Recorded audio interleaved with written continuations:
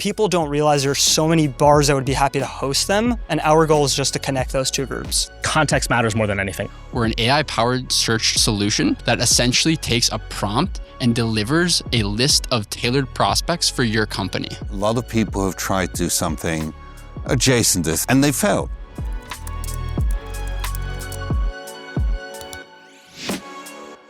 What's your name? Hi, I'm Victor. Victor, you're going to have a minute to pitch and get some feedback. Are you feeling ready? I am as ready as I'll ever be. Awesome, love it. What are you building? Hi, I'm Victor, and I'm building PartyPlace.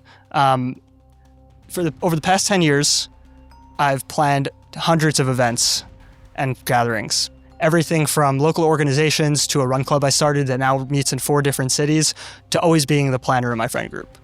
But when a friend called me a couple years ago to plan his holiday party, I finally understood why groups don't get together more often. He gave me a $10,000 budget, and he said, I need a place for 100 friends to get together and drink. But after reaching out to 73 different venues, I gave up and told him to figure it out on his own. And that is where the idea of PartyPlace was born. Our mission is to make getting together for any occasion as easy as it can be. We started with the venues because that is the biggest pain point to planning, and built the first end-to-end reservation platform specifically for large groups. Now, with over 120 venues in New York City, specifically bars and restaurants, you can discover and instantly reserve any space in under 3 minutes and without contacting anyone. But this is just the start. Our goal is to build a marketplace for all event details. That's a minute. We'll give you a round of applause. Well told as a story. I think the narrative made sense. Maybe needed to be a little bit tighter for the minute, but from a overall, I got the narrative. One piece of small narrative feedback that I want to say before we get into the weeds so I don't forget it. You said the friend gave you a $10,000 budget and you couldn't find things. One of the things I recommend to founders is like find the things that don't make sense to the people or might not make sense depending on their context. So for example, I would say, with $10,000, how can you not fit 100 people into a venue? Now, I might be wrong, but in my head, I was like almost distracted by that thought, right? And you're not having a conversation with me as to whether or not a $10,000 party is possible for 100 people. And so there are these little traps you can accidentally tell or give off in a narrative where like the person gets distracted by something that's not the point. So again, if you're in a future pitch or thinking about a deck, think about whether the number you use or the story you use will make sense to everybody who's hearing it. I'm going to counter that. I thought in a minute you got a good part of a story out, and I think starting with an example is totally fine. You may force people to do a little bit of mental math, but putting that aside... Maybe my point is just to make the $10,000 for 100 people. I don't know about you. I feel like I could pull it off. So maybe you say like... he gave me a budget for 100 people and I couldn't figure it out rather than 10,000. Am I alone in the 10,000 thing? You don't think 10,000 people can fit 100 people in? I think both are fine. Probably not mentioning number is finer because as you say, it can distract. But I think you got the story out well. But that's only part of the problem you're solving. You still need to send out all the invites. You still need to manage the workflows of organizing the event. How are you thinking about that? Yeah, so right now we started with the venues. And the reason we started with the way we're doing it is people are very used to a platform like Resi and OpenTable to reserve spaces, except those platforms don't actually serve the user that needs more than 8 people or 10 people. So we're creating a similar enough experience for underserved venues, specifically bars, so that you can make reservations in a very similar manner for those large groups. So we're starting there. The goal after this is to then build and or partner with certain platforms. So think of Partyful. Actually, Apple Invites now is like the perfect integration with our app where you can automatically generate those invites. And some of the add-ons we now offer off-platform are things like hiring DJs or adding photographers to your party. And the goal is all of that to be in that end-to-end. But right now we really are focused on like a single niche in space. So 2 responses. One is, just because a platform that has distribution and brand and know-how and resources doesn't do A, and A could be a feature of that, doesn't mean they won't do A, even if they tell you they won't do A. So you need to be, within the story, address how OpenTable couldn't expand to larger groups. So that's first point. Second point is, we're invested in a company called Appy Couple, that does weddings. There's a whole it's a paid app to do all of the organization, SaaS platform for people to organize weddings. They also have a product for parties. So if at any point you want an introduction to them, to partner, this could be an interesting partner for you. Something I want to say about, John, first bit of feedback and overall your response to this first question. Remember that sometimes questions are invitations. You answered it very literally. You said, here's why we're partnering with restaurants first. I would actually answer in the reverse in this case. And when I say questions or invitations, what I mean is it's an opportunity to be a little bit political and tell a broader story that still answers the question, but along the way maybe paints a picture of the future. So an example in this case, you might say, what we imagine is XYZ in terms of all the workflows, in terms of invites, in terms of party management, these partnerships we have. Today, we're starting with the restaurants because of these reasons. And if you flip that order again, you get to pontificate a little about that future and, say, look, yes, we're starting this way because there's like a convenient arbitrage here, but grander vision, here's what we imagine automating and taking over. So just, kind of thinking about it that way. Okay. Question, when you think about the workflows here, again, you mentioned Partiful and can think of other event platforms. There's like two portions to this. There's venue and then there's kind of like event management and all the things that, kind of fall from it. What do you think is the hardest part to get someone to activate? In other words, is it I have an idea and I must find my solution? Or is it I should know their solution so that I have an idea? And I've seen other event platform startups. I don't know if they've taken this approach or not, and they seem all to struggle and fail. And part of the hypothesis I've had as I observe them is people also don't necessarily think I can do something this easily. And, when we want food, we need to make a reservation.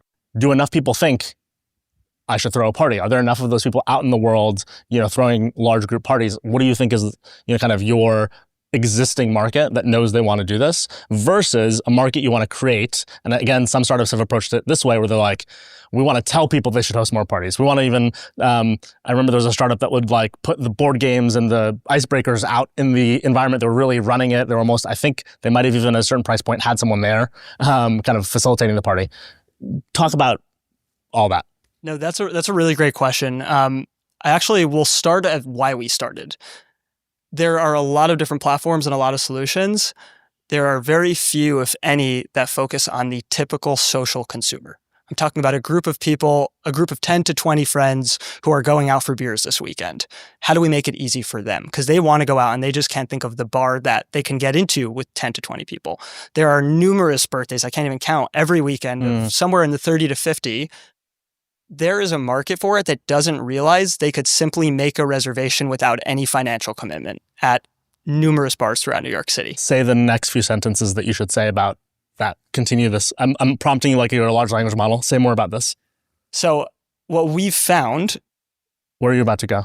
I want to go to a particular place because, by the way, you caught me. I like this a lot now. Yep. What about that? What about that relationship to bars? You said it. I want you to say more about what they don't realize. Bars don't realize there are so many groups of people that would be so happy to show up and spend money. People don't realize there's so many bars that would be happy to host them. And our goal is just to connect those two groups. So this has been something, you now have me completely wrapped into this that I've heard multiple times. I have a lot of friends who are bartenders who will kind of have this realization, who own a small bar and have this realization. And then again, on the people side, the realization mismatch is like a story that I would recommend anchoring to in this. Again, you told a compelling narrative in your minute pitch. I felt like I could follow you, et cetera, but you just hooked me in a way where I was like, yes, that's the arbitrage that I think people in general do not realize. 10 to 20 people after a birthday party, where are we going? Whatever else it might be. And then again, the economic incentive that you get to, and this would be a business question that a venture capitalist would love to hear, is bars actually would love for 10 to 20 people to come, but there's no way to advertise that I'm friendly to you any given night or on demand. A friend of mine is particularly good at hosting these sorts of parties, and so we'll wind up at bars where she's reserved a space that it doesn't look like is generally reserved, right? And so she is taking advantage of the fact she knows she can call, because she used to be a bartender, the manager of that place, and go, don't you want my business? And there's typically not even a minimum, because they're like, of course we want as much of your business as possible. I love when you point out this mutual non-realization, because then I just go to details from there. No, totally. I think that's spot on. You're going to be rich. Just one last thought for you from a narrative perspective, pitching to investors. Events are going to, I don't know if you feel this, John, there's been so many in the space and they've gone almost nowhere, or there'll be like an Eventbrite, a ticketing platform. But hey, we're going to be pro-social and facilitating the venues. There are a couple businesses that do this. I assume they're either lifestyle or failed venture. What are the, what's the Spaces one for corporate that's pretty popular? Peerspace. Peerspace. Yeah. And so I would almost try to start with this story, then get to the fact that it's a, venue-focused booking platform, et cetera. Because when you start that way, whether or not you're a good storyteller, my stomach feels this like, oh, I don't know, this is another one of those that might just like run straight into a wall. So start maybe more in this end user outcome and then give those details so that you don't get me on autopilot. But then I would throw in something else. I would throw in a lot of people have tried to do something adjacent to this. They haven't quite understood this arbitrage, and they failed. What we're going to do, we're going to build AI into our model from the get-go. So no one is picking up the phone and calling the bars. Or when I say no one, no person is. We have an AI calling them up and capturing the data. So now we can acquire the PARs at this incredibly low cost. It probably is impacted if there's a sports game on. It's probably impacted by the weather. It's probably impacted by the time of day, of a week. So you can start to build models around. So what you can say is the arbitrage is there. It's been expensive to capture in the past. We can lower the cost, and then we can build AI into the offering for our customers to make recommendations and lead gen and blah, blah, blah. So this is part of what you need to do, because if you don't do it, someone will come along and do it that way. Story of 2025 for a startup founder. Well, good luck with it. Super compelling idea. Good job. Super interesting. Probably, again, that realization is so much of what has failed prior businesses, because they go after, let's say, a venue space and say, we want to help that with utilization. We want to help, even for agencies' offices. And I think that's fine for the B2B use case, but clearly that B2B use case has nuances that have prevented it from being a compelling business opportunity. Well, someone may not have realized that particular arbitrage before, right. But nevertheless, the nature of these businesses are expensive to acquire. So how can you now leverage the whole new tech stack in front of you? Well, and it's the behavior that is so interesting, right? It's this idea that there is this group of people out in the world that could be served by that lower cost model. Because ultimately, as soon as you said the thing about after a birthday, where do people go? Well, that demand is there. If only there was that solution. Right. And that, I think it's that whole idea of like, we're creating a consumer, but the consumer exists. Most of what you're doing is extracting the value out of their pocket and making it streamlined. And I wonder how much of it is last minute. Right. Right? Let's see what we can do in the next 10 minutes. Where can we go? And how much of it is planned. Right. And which could be eventually a bidding marketplace in some sense too. You could almost say if you have an on-demand 20 people in a dense area. I mean, this would only work in certain areas, but like, what if they could press a button and get a discount offer? That's if demand exceeds supply. That's true, yeah. It'd be interesting though. Well, with a round of applause, welcome to the next founder up. Let's do it. Hi, I'm Drew. Drew, you're going to have a minute to pitch and tell us what you're building, get some feedback. Are you ready? I'm ready. Awesome. What are you building? Hi, my name is Drew, and I'm the co-founder of Quiib.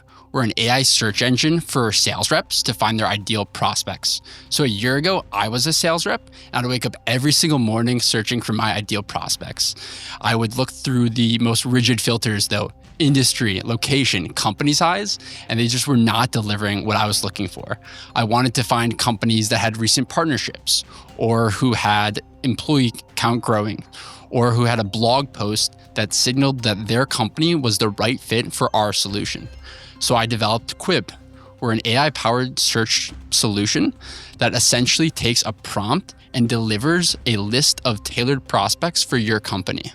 We crawl the web like Google, we understand your intent like ChatGPT, and we deliver that exact list that you're looking for in prospects. And it's been working.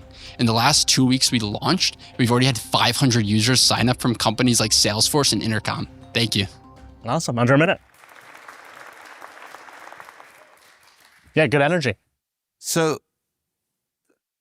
lots of questions here, but the first one is, what stops OpenAI just doing it? I mean, So I think vertical AI makes a lot of sense, but using proprietary data is really useful. So OpenAI scrapes the web, and you can ask questions like, how bad is it if I go into Perplexity or ChatGPT to try and prompt to get an answer to this versus your Quiib? Great question. I had a feeling this question might pop up tonight. I think it's super important, especially with every single AI company. I think you could almost ask this exact question. But I think for our use case, the way I would talk about it is it's about data infrastructure. Okay. So right now, what we're doing is we are structuring all companies' information and we're contextualizing everything from their news to their hiring information. And if you go on Perplexity right now and you ask the exact same prompt on our platform in Perplexity, what Perplexity is going to do is it's just going to pull up a blog post of, hey, these are 50 companies hiring in New York City, right? But we've taken the time to actually build out the infrastructure for this exact use case. But what if I use deep research? Yeah, so deep research is going to go page by page, right? And that just... So I'm going to answer for you, but and then I have a follow-up question. Okay. So mostly what he's talking about is where you begin the process of RAG or sort of some sort of data warehousing. So deep research or OpenAI or any of these products, when you query them, are going to do a search first. So they'll use some sort of hard-coded product to go, I will search Google or whatever I want to use, get my list of results, and then reason over them. What he's doing is he's going to reason over companies instead. And so his agentic flow or chained workflow will say, I'm not going to look for search results. I will go company by company. But it's a layer of abstraction that could be built into a generalized model. True. I don't think those companies, I think the replacement question would be like Salesforce, Clay, Apollo, any of these lead tools who are building either fine tunes or their own models. But it's the same question. I have that question. So let's like that's a good version of the question. But before you answer that too, I also want to hear, and you might do both at the same time or not. Are you just doing this as a, hey, we're going to do the data part like Google scrapes, we're going to scrape companies, enrich them, and reason over them? Or is something about this agentic along the way? Answer that and the, what if the appropriate company wants to do this, who has resources, et cetera? Yeah, so I'm only a sales rep, so I'll try and take it one question at a time, so forgive me. But, by the way, was I right mostly? Did that feel right to you? Okay. Yeah, I think you totally got it, Sherveen. What I would say is the first question is we want to talk about the data abstraction, right? So yeah, there's companies, there's prospecting tools that exist out there, right? Essentially, are you saying like, oh, is Perplexity going to replace Apollo? I think not, because I think it's just a very specific use case. Is Apollo better suited to do this than you are? Yeah. In a way that is deterministic, as in obviously they have more money than you and more progress. Let's put that aside. Startups can compete in all sorts of ways. How are you going to be better than their solution if both of you are competing on an even playing field? Yeah. So I think that it comes actually in the data layer. So Apollo is solving this in a totally different way. They have all the filters. They have that all set up.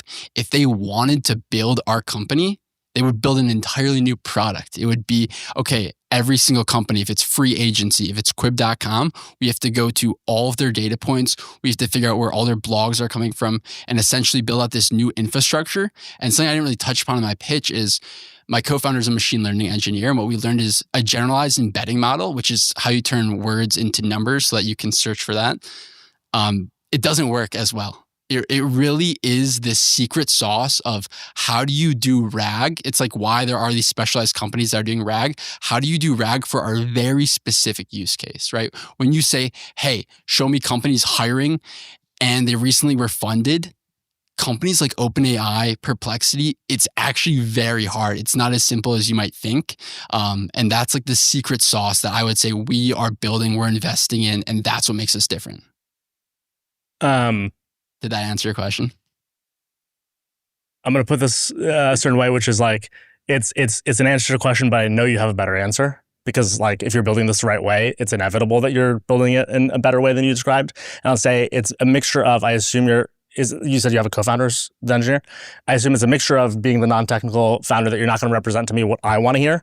And that might be okay with you with certain investors, but I think right now a lot of investors are getting competent enough because AI is so pervasive, so they're learning about how a lot of this works. So A, you might just need to, more than past CEOs or non-technical co-founders, have a higher bar as to how you can describe it. B, you're getting into weeds that still can be fought with you on. So like you saying Apollo would have to do it differently isn't really the point. So I'll kind of say it back to you as how I'm assuming you're doing it. I might be wrong. But like, I think the thing I would have wanted to hear from you is an Apollo, and you could point at a variety of products. If they were to approach this, they're approaching it from the perspective, again, of they've got scraped lists. They're helping people do outreach. They're going to do RAG on top of people's proprietary data or broaden lists. There's some prospecting tools that are doing enrichment, but they're not doing they're using bit by bit enrichment for the company profile versus the employees versus the emails. What we're doing is, again, trying to establish a story per company that allows our model, unlike other models, to understand contextually that when you ask for a Series A company that likely has a go-to-market that involves flyers, I know that's really random, but as a good specific example, you'd be able to understand that because you're indexing a lot of that information contextually for the purposes of being ragged for that. Whereas all these other companies aren't, right? They're going to go and find data that is, again, either segmented and not creating a narrative, because the only way to be, so good prospecting is similar to good recruiting. All versions of this roll to the same thing. The top 1% of recruiters and the top 1% of SDRs have a much better understanding by 10x than the bottom 90%, 99% of both of those workforces in terms of what we're really looking for. The example in recruiting is actually really obvious here. So if you tell a recruiter over the past decade or two, hey, go find me someone who we're going to put in this go-to-market role, and we're a B2B SaaS company in some sort of fintech solution, a really great recruiter understands context matters more than anything. I'm not going to look at the resume, just look for company names. I want the person who was in a go-to-market role at a particular Series A moment at a competitor or a former legacy business. I want someone to have experienced this growth stage. So it's not being an employee at Uber, it's being the 79th employee at Uber when they were going out to market in Florida, so they executed a geographic expansion. The same thing, again, is true in the notion of top 1% SDRing. And so this idea of understanding narrative is something I would say should be in your narrative. And again, I might be not exactly right about how you're approaching it, but that's my assumption. If you're going to do this well, that's how I would build this sort of a tool. And getting specific about that will allow an investor to go, this can't just be copy pasted by 1,000 competitors and these other companies we're talking about. That's my thought. Yeah, I think startup bases activated look for new solutions and ways to work more efficiently in a ways that hasn't happened before. And so I think if you can get in front of the right people, there are people certainly willing to play and experiment with these tools for sure. I also wonder whether this is a jumping off point that you can build more tools on top of this to actually, once you've prospected, to reach out and everything else related to it. Yeah. And the compounding effect, if you're doing it the way I described, I don't know if you are, for those tools. And again, this would be the what if they do it sort of thing. Yeah. It's you can constantly go, well, our first advantage is how we're able to understand narrative differently because of our approach to data extraction and, again, the workflows.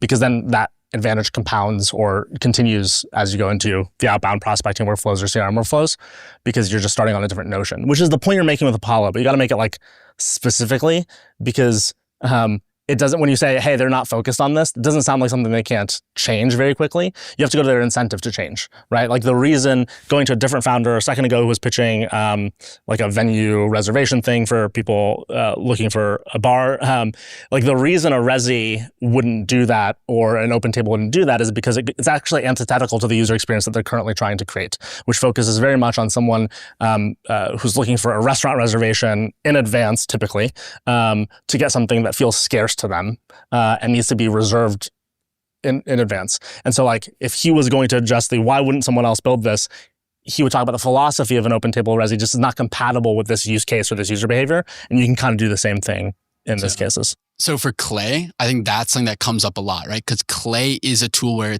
these are enrichment set up. We have enrichment set up, right? So that's, I think, where we kind of get the apples versus oranges. And I think that for Clay, right, their incentive is they want you to burn through as many Clay credits as they can. I saw on LinkedIn, some guy spending $80,000 on Clay credits and just not even unheard of. So from our perspective, let me push you on that from an narrative standpoint. Why is that?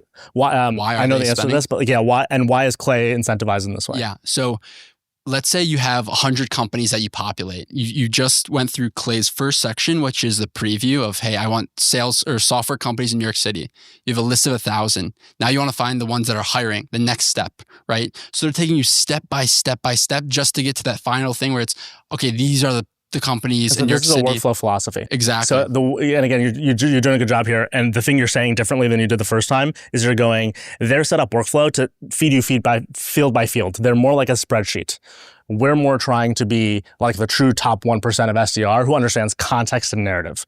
If you're in Clay, for you to understand context, you'll have to be like 7 fields in, pressing a button to go, give me more, give me more, give me more, spend credit, spend credit, spend credit, versus what we're doing. Exactly. That's, it's interesting. Cool. Any other thoughts, John? No. Good job. Thank you. Nice to meet you guys. Nice to meet you.